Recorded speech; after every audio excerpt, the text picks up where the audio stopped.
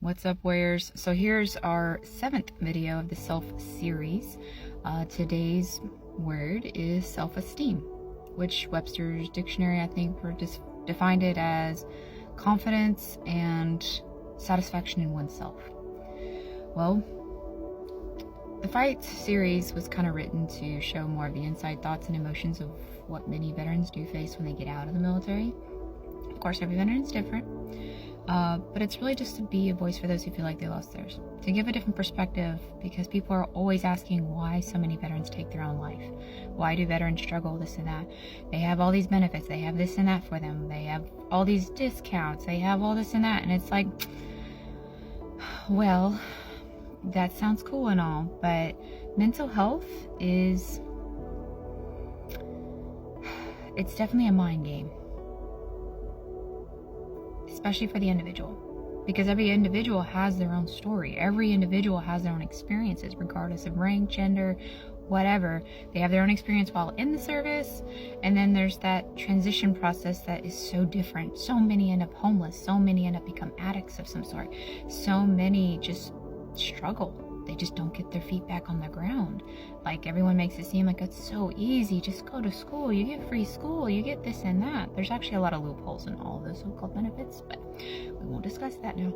But self-esteem really gets challenged. And if you've watched all the previous videos in this series, all of it kind of points towards our self-esteem. Everything becomes challenged. Self-worth, our purpose, our identity, everything. And even as the last video had mentioned, in self-doubt, is that we know how to adapt. We know we're told this and that. Hey, we probably should get a job. We need to be proactive, be responsible. But when you're in a mental health type state of mind, it's very easy to fall down an incline of depression, maybe some darker thoughts. But our self-esteem is definitely the foundation in all of that, because everything's challenged. Our mental health, our persistence, our resilience, everything is challenged. Do I really want to move in here? Do I even have the money to do that? I just ended up in a divorce or a broken relationship. I don't have a home to go home to. I had a family, now I don't. So now there's loneliness, there's anguish. A lot of veterans do also have shame or even regret that they're carrying with them, and maybe they developed a nicotine or alcoholic type addiction. It was more social then, but now it's more of just a coping mechanism. And when you're mixing all of these variables, of course, our brain, especially when it comes to PTSD, that is absolutely that physically affects our brain, it's going to challenge all of our emotions and our thoughts and how we process those emotions. So self-esteem, there's really no cure-all, but I do strongly advise people to try to encourage people. Celebrate the little victories. Some people, there's people on all sorts of levels and stages in their life. Some people are 12 years sober, and then you have people who are only 24 hours sober. Celebrate the little victories. Don't let internet or anybody shame you for your little victories. Because one day you're going to look back and you will be also 12 years sober. You will be someone successful in some career that you've always wanted. You finally became the doctor. You finally were the first individual in your family to go to college. You were the first person to not be an addict, or whatever. There's all these little victories in our life, and I don't think we should ever put ourselves down for that.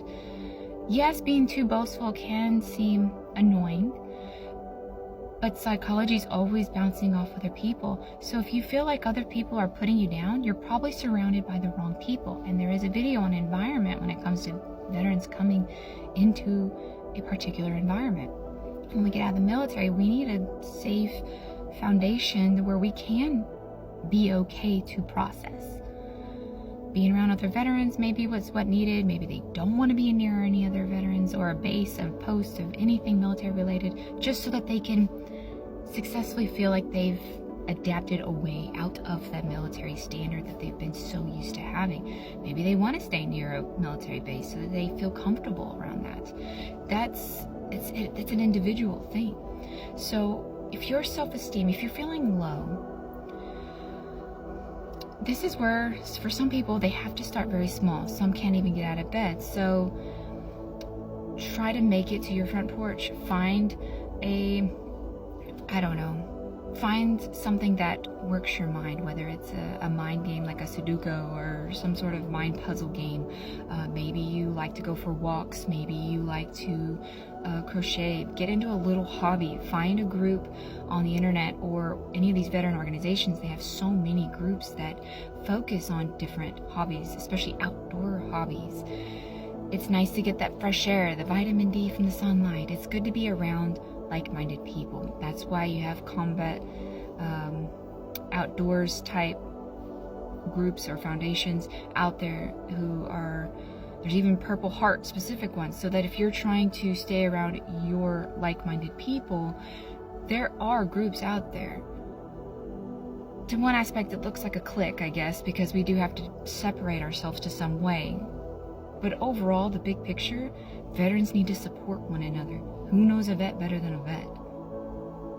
Yes, we have our bad apples. Yeah, some people suck. Crowds suck, I know. But if you are able to find your people, you would be amazed the possibilities that are out there. The people who can encourage you and fuel you and rebuild a fire inside of you that, like, hey, yes, I felt sorry for myself because I'm no longer in. Now I feel like I'm worthless. Now I feel like I don't deserve anything. Now I don't even know who I am. But if you find like-minded people, you start realizing this is who I am, or this is who I am now. That was me then, this is me now, and this is who I want to be now. It's okay to have different thoughts now.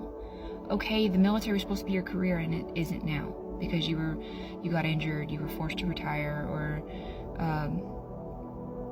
well, maybe not retire, you probably succeeded, but you wanted to stay in and now you're out for whatever reason because life just happened.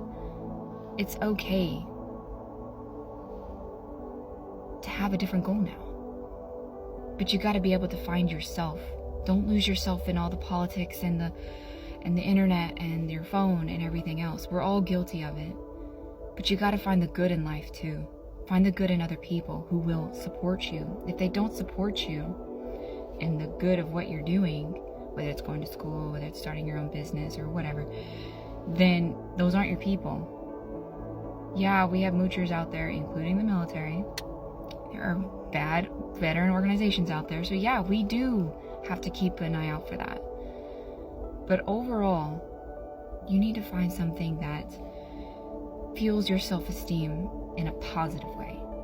If you're constantly drowning yourself in negative thoughts, you're not going to get anywhere, and then you're going to feel stuck, and then you're going to feel like no one listens to you.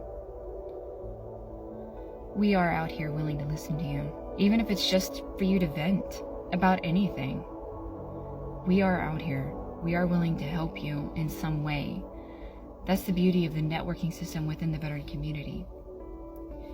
Me or some of these other organizations may not exactly be able to help you with the resources you need, but we may know people who know people. That's networking. The military isn't as big as you may think. You'd be amazed. Please stay positive today. Keep fighting the fight. Find any little spark to keep you motivated today, to keep going, to keep fighting the fight. Everyone has a fight within us. Keep fighting the fight.